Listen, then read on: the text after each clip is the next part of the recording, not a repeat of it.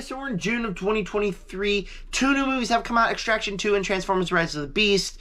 Also, I finally had a chance to watch the John Wick Chapter 4. So today, I'm going to give you my review of Extraction 2, Rise of the Beast, and John Wick 4. But before I do that, please make sure to subscribe, hit the like button, hit the button, comment down below. What is your reviews of all of these movies? Also, I'm seeing The Flash here in about 2 hours. I am unbelievably hyped. It's going to be such a great movie. I'm so excited. So I will also have a review and a ranking of the DCEU after that. Also, stay tuned. Eventually, I'll have a ranking of Transformers. Then I'll have a ranking of John Wick franchise.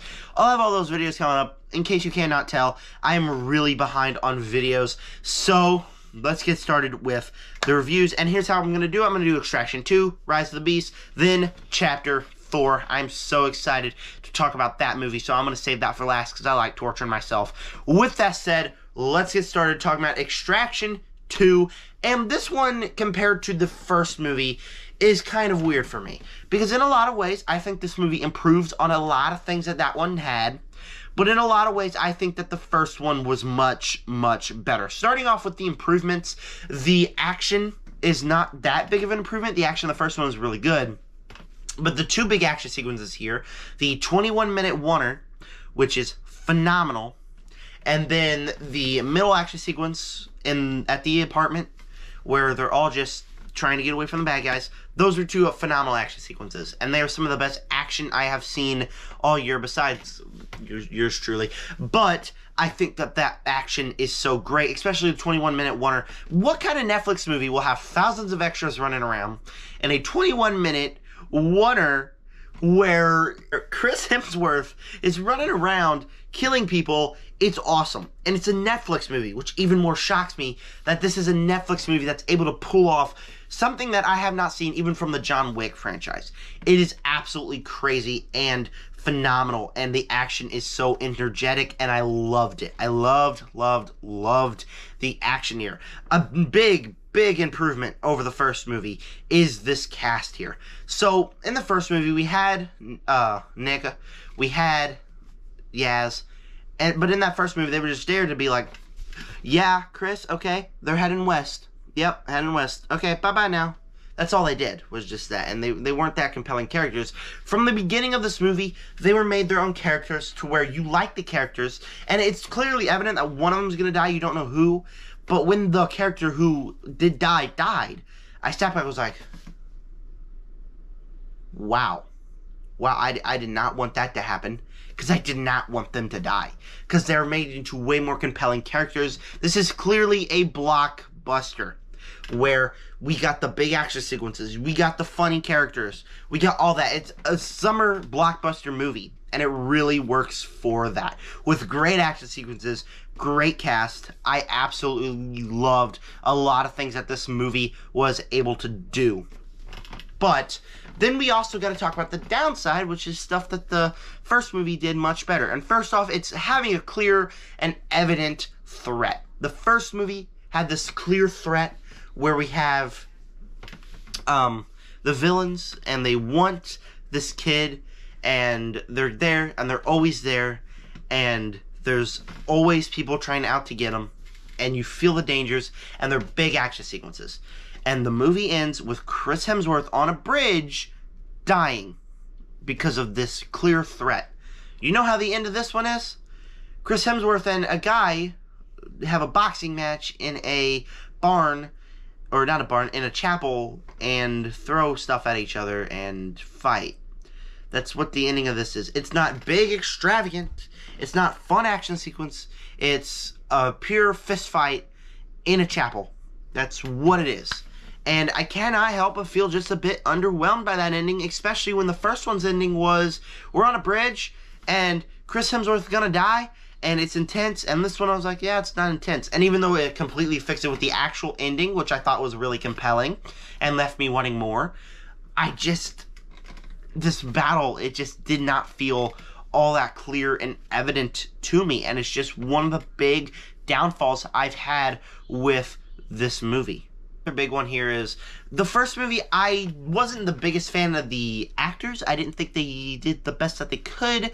In this one, I do much prefer the kid in the first one over. Even though I didn't love the actors, I thought the kid was a more compelling character than the whole family here. The whole family was just here to be like, ah, help us, Chris. They didn't really do anything all that fun. And so I could definitely have enjoyed the kid in the first movie much better than this family. They, again, just did not feel like the best here, when the first one had a much more compelling thing. Overall, Extraction 2 has great action, a 21-minute oneer, which is phenomenal and awesome, and it's more of a blockbuster, and I enjoyed this movie quite a bit. I really did enjoy Extraction 2. Thing is, it did have some problems, like not just being as big, and it feels more small-scaled at the end of the movie, and then the family not being the greatest. It's still a very fun movie. I still had a lot of fun with the movie itself. There's just some issues that hold it back, and overall, I would say that the first movie's just a tad bit better. I'm sorry, first movie, I do enjoy that more. Overall, Extraction 2 for me, it's a fun, solid blockbuster, but it's getting a B+. Next up, we got Rise of the Beast, and I was a bit late to this one because I went to Oklahoma, and then I left Oklahoma, and this next coming week, I went to see Rise of the Beast, and then today I'm going to see The Flash, and the next week I'm going to see Indiana Jones. So I'm catching up, guys, I promise. Anyways, Rise of the Beast is, I wouldn't say one of my most anticipated movies. The first trailer didn't really get me all that hyped. I sat back, I was like, okay, I'm not all that into that. But then the second trailer made the action look great, made the characters look great, and it made this movie look very fun and energetic. So I sat back at this movie, and I went to go see it, and I gotta say, it's not as sparkly as the Bay movies. It's not as well character-driven as the Bumblebee movies.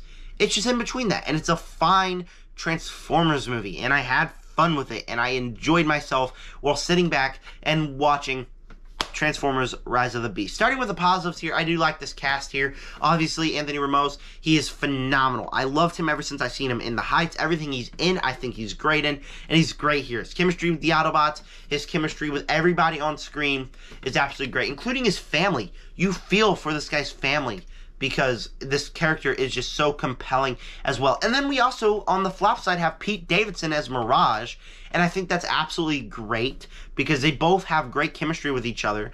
Pete Davidson is an actor that I always enjoyed. I just get nervous when he shows up in like really serious projects because he has a tend to make it overly comedic, and here he was perfect for the character of Mirage. And again, with his chemistry with Anthony Ramos, I thought was absolutely great and off the charts wild. I didn't much care for Dominic Fishback. Honestly, I wasn't the biggest fan of hers, but I did like her enough. She just, to me, didn't feel like my character. I do love Dominic Fishback. She just wasn't all that in this movie. She just didn't really work for me that much. And so, yeah, the cast here is absolutely great. The action, overall, at the beginning of the movie and the middle, I wasn't that big of a fan of action. It didn't have the big spark and spectacle that Bay movies had, and so it was just kind of dull. But the final battle sequence and the big final one made up for all that. Like I was saying from the trailer, I really did think that this action sequences would be great.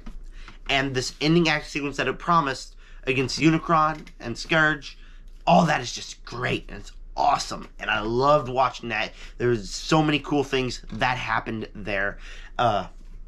Bumblebee came back from the dead. Optimus Prime defeats Scourge. Mirage forms with Anthony Ramos' character. Explosions everywhere. It's just everything I wanted from a Transformers movie, but instead of like the Bay movies where just Bay movies have like constant camera movements and constant spectacle, but you're having fun because it's Bay and it's Transformers and robots fighting each other.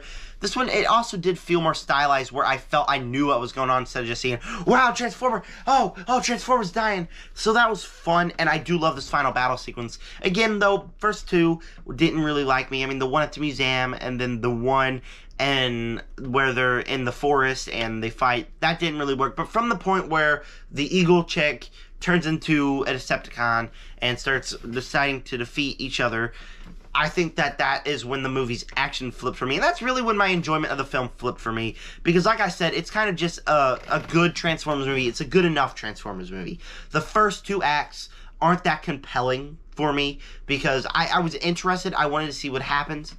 But if it was Bay, we'd have funny characters, we'd have fun action sequences, and it would never be, like, unentertaining.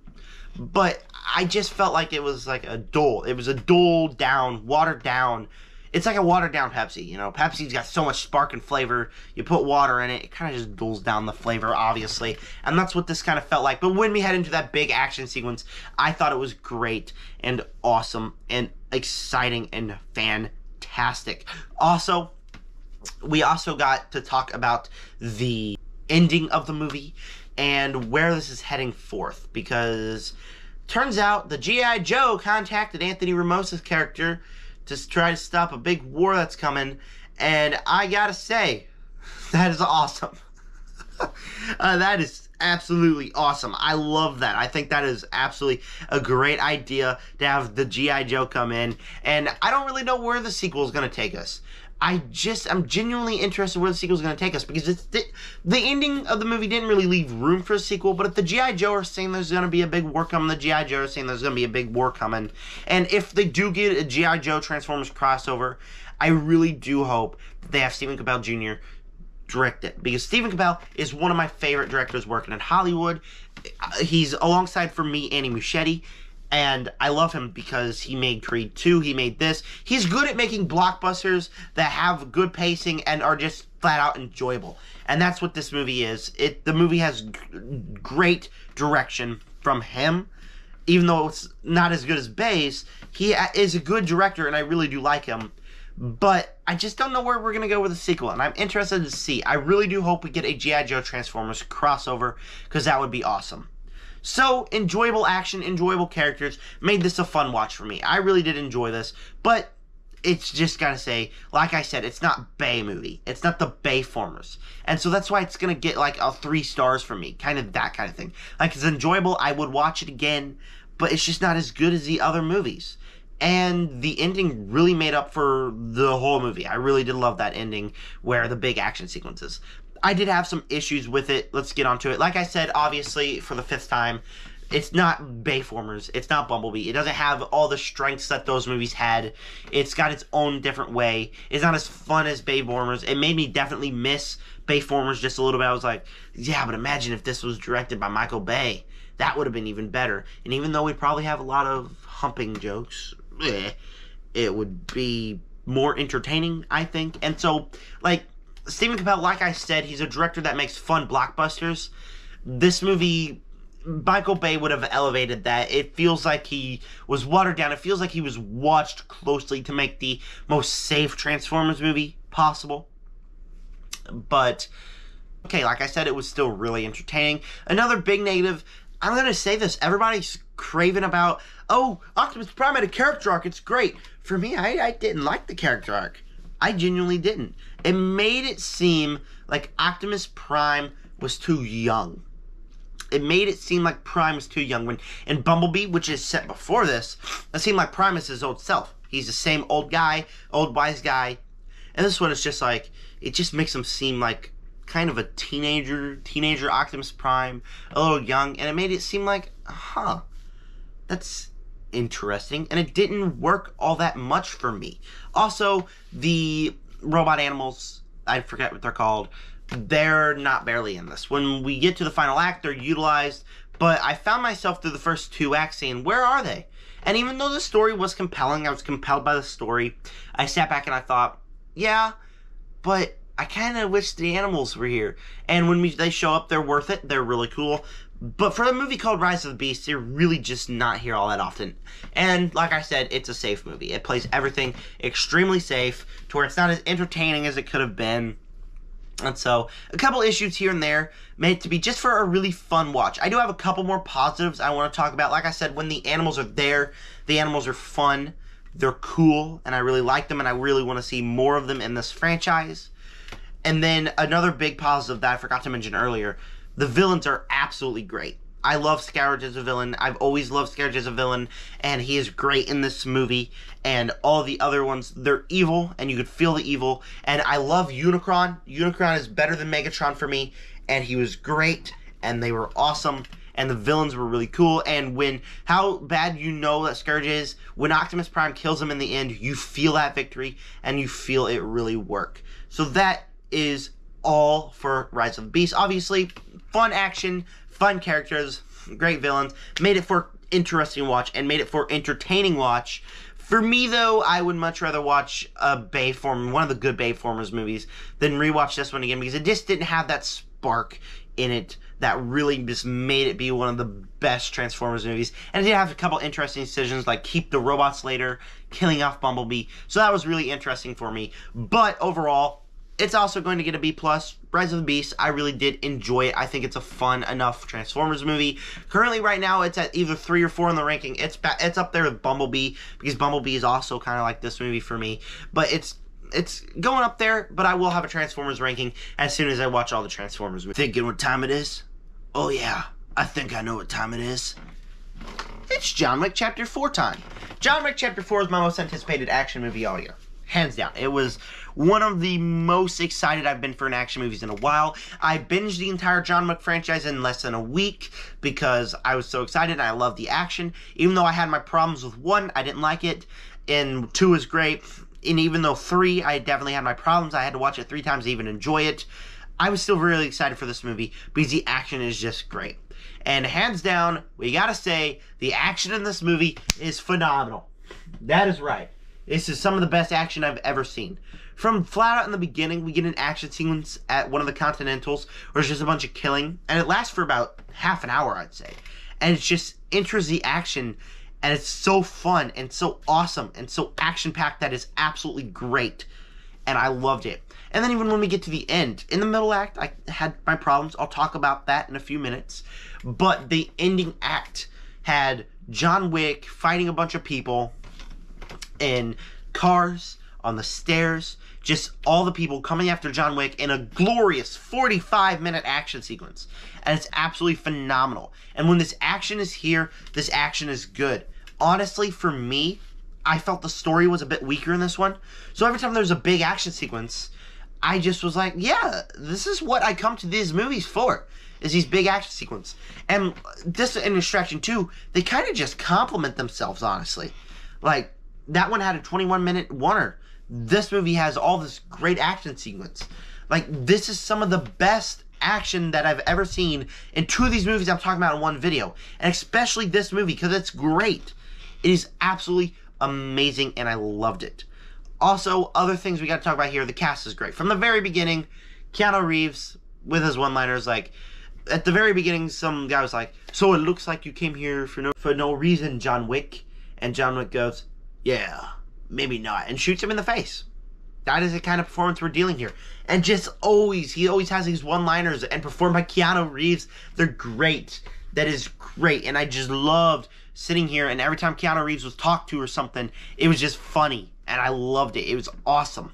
Awesome. Everybody else here is good. Also, we got the other cast members, the new ones. Donnie Yen is great, and even though I didn't love his villain all that much, he was great, and I do love Donnie Yen.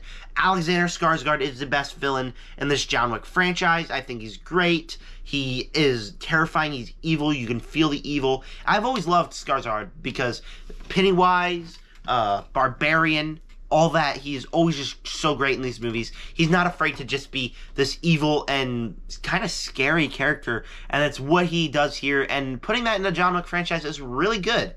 And then also, we also got to talk about, of course, Mr. Nobody. And Mr. Nobody was a great character for me. He was getting all this rave, and I understand why. Because he's this character who wants John Wick, and he's going to kill John Wick, and from the very beginning, he's got this chemistry with everybody else. And then we head on later in the film, and we keep going on, and the way he quits trying to kill John Wick is because John Wick saved his dog. That is just cool. That is just going full circle. I think it is absolutely great and awesome. And so this cast here, obviously great, and the new characters, obviously great because of the cast that they are played by. Also, the ending of this movie, honestly, I love this ending. The John Wick dying plot is absolutely great. Even though I felt that I was a bit underwhelmed by Donnie Yen being the only guy who just shoots him once and he dies. That's how it is. But going full circle to where this whole movie's about, John Wick, you're not going to make it, you're not going to make it. And Donnie Yen tells him, you're going to die. You know, you're going to die. And he's like, maybe not. And he dies because he decided to save a friend and kill the big bad Alexander Skarsgård, which is a hand clap moment. And throughout the entire film, I wasn't a fan of this duel plot line. I was like, yeah, it's kind of just a dumb excuse. I don't like it as much. But when we get to the duel is done really well and has a solid ending for John Wick, and it has a solid ending for everybody. And I think it really works. And even that post-credit scene made me want more. Like, I really do want a Donnie Yen solo movie now because I just want to know what happens in that ending. It feels like the MCU, to where everything has something to do. Everything has numerous plot lines, and we can get desperate spin-offs and sequels for every movie. And that's great. And I really do hope John Wick turns into a cinematic universe. Where would they go with John Wick 5? Unless I missed something, I think John Wick's dead, guys. I don't think you can do a John Wick 5 if John Wick's dead. Of course, maybe I missed something. Maybe I just was like, didn't pay attention to a certain thing. I think John Wick's dead, honestly. I really do. I think they'll keep him dead. They should keep him dead. It'll be stupid if they don't keep him dead. Of course, I do want more John Wick spin-offs. I don't want a John Wick 5, though. Overall, greatest action movie of the year. Great action, great characters, great performances, great ending for John Wick. But the phenomenal first act and the phenomenal last act are the things that hold this up, because the middle act is very messy for me. It reminds me a lot of John Wick Chapter 3, where in John Wick Chapter 3, we get these characters, and they're here, and then we go on, and it feels very odd, because now John Wick's trying to go to the middle of the desert to meet this guy to claim his freedom, and then he goes there, and just the whole middle act of that movie feels very odd. It's something that's just kind of like odd for me, just very awkward, and I don't know why we did that like that. Then this movie is all, yeah, but the first act has great action sequences. A John Wick movie. The third act has great action sequences. A John Wick movie. But the middle act is just weird. And even the middle act fight scene with everybody in the place, it's weird because it just feels like it feels like a PS video game, honestly. A PlayStation video game. That's what it feels like. It's very weird. And the story's very weird as well. Like I said, I wasn't the biggest fan of the dual plotline. The moment they introduced it, I was like, so that's how they're going to get Johnny Wick out of there? I don't know how I feel about that, but I know I don't feel good about it. And just the middle act was just entirely messy, to where at one point before the big action sequence, I was like, I don't like this movie. I think this movie does not work. And I just kept watching it, hoping something changed, and it really did in the third act. Made this be a positive movie. But just for me, the middle act is not, it doesn't work. And same thing with John Wick 3, makes some interesting decisions that I don't know if it works entirely in its favor, that it just makes the movie seem odd and weird, honestly. And I just don't know what I thought of it. And it's just made the movie go really downhill for me in that middle act. It made me really not enjoy it. And this would be a top 10. This would probably be a top 5 movie if the middle act just focused on John Wick and even paced it just a little bit better. If they paced it just a little bit better, it would have been made more compelling than what we got. And these last two John Wick movies, the middle acts really don't work. But the first act and the third act structure this one so well that I absolutely loved it, and I think it was absolutely phenomenal action. Some of the best action I've ever seen. And so John Wick Chapter 4 is going to get a positive score for me. I just really wish we got that middle act fixed. So John Wick Chapter 4, I don't really know. Over time, at first when I left, I was like, yeah, it's another B+. Over time, I kind of liked it even more. So I think I'm going to give it an A-. I might have to watch it, and I really, really hope that second act holds up again. It's kind of like John Wick 3, though. I had to watch John Wick 3 times to even enjoy it. This movie, the action is great, so I loved it. It's a 3-hour movie, so it's going to be really hard to rewatch. But, I mean, just that middle act really kind of messed it up. Just there. It would have been a perfect movie, but the middle act was there. So that was my review of these 3 movies. Make sure to go down below and tell me your reviews of Extraction 2, Transformers Rise of the Beast, and John Wick 4. I want to know all that down below. I'm going to see The Flash in an hour and 10 minutes. I am so excited for that movie. It is one of my most anticipated movies of the year. I'm going to have a review, and I'm going to have a DCE ranking. Like I said, John Wick ranking Transformers ranking. That's all coming up very soon. Also, go subscribe to my second channel. I just uploaded a Barry Season 1 through 3 review. I'll have a Barry Seasons review coming up. I'll have a Breaking Bad Season 4 review coming up. I am so far behind on videos. Thank you guys for clicking on this one. And with that said, subscribe, join the Nerd Army.